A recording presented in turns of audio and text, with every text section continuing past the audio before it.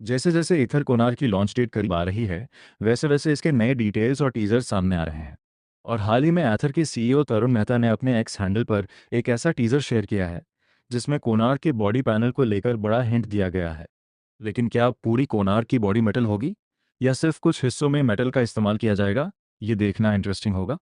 और इसके अलावा कोनार्क में और क्या क्या खास मिलने वाला है, इससे इतना कन्फर्म टू हो गया है कि स्कूटर के कम से कम कुछ बॉडी पैनल्स में मैग्नेटिक मेटल मटेरियल का इस्तेमाल किया गया है।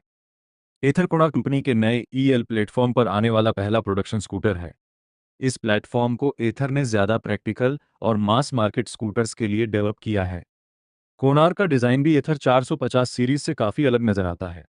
यह स्कूटर ज़्यादा फैमिली ओरिएंटेड और प्रैक्टिकल डिज़ाइन के साथ आएगा। रिपोर्ट्स के मुताबिक इसमें बड़ा फ्लोरबोर्ड, लंबी सीट और ज़्यादा प्रैक्टिकल स्टोरेज स्पेस। एथर कोणार्क 2 किलोवाट आवर से लेकर 5 किलोवाट आवर तक के बैटरी पैक्स को सपोर्ट करने के लिए बनाया गया है। और लॉन्च से पहले सामने आई लीक्ड इन्फॉर्मेशन में कोणार्क के लिए अलग अलग रेंज ऑप्शंस की बात कही जा रही है। इनमें 100 किलोमीटर, 125 किलोमीटर, 160 किलोमीटर और 200 किलोमीटर तक की आईडीसी रेंज शामिल होने की रिपोर्ट्स हैं। लेकिन ध्यान रखें, यह अभी लीक्ड इन्फॉर्मेशन है। एथर ने इन सभी बैटरी कैपेसिटीज और रेंज फिगर्स को ऑफिशियली कंफर्म नहीं किया है, इसलिए फाइनल स्पेसिफिकेशंस के लिए हमें 29 अगस्त का इंतजार करना होगा। फीचर्स की बात करें तो कोणार्क में करीब 7 इंच TFT डिस्प्ले मिलने की संभावना है। इसके साथ स्मार्टफोन कनेक्टिविटी और एथर के नए सॉफ्टवेयर फीचर्स भी देखने को मिल सकते हैं। इसके अलावा रिपोर्ट्स में 14 इंच फ्रंट और 12 इंच रियर व्हील सेटअप की भी बात सामने आई है।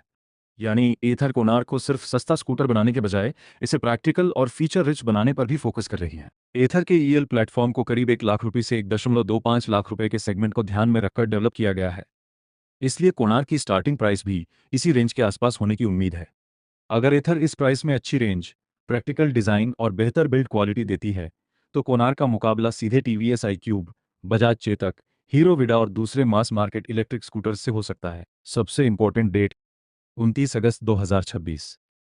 एथर कोणार्क को एथर कम्युनिटी डे पर ऑफिशियली अनवेल किया जाएगा और उस दिन हमें इसकी exact battery capacity, range, variants, features और प्राइस की पूरी जानकारी मिल जाए। तो अभी तक कोणार्क को लेकर सबसे बड़ा नया अपडेट है इसका मेटल बॉडी का हिंट।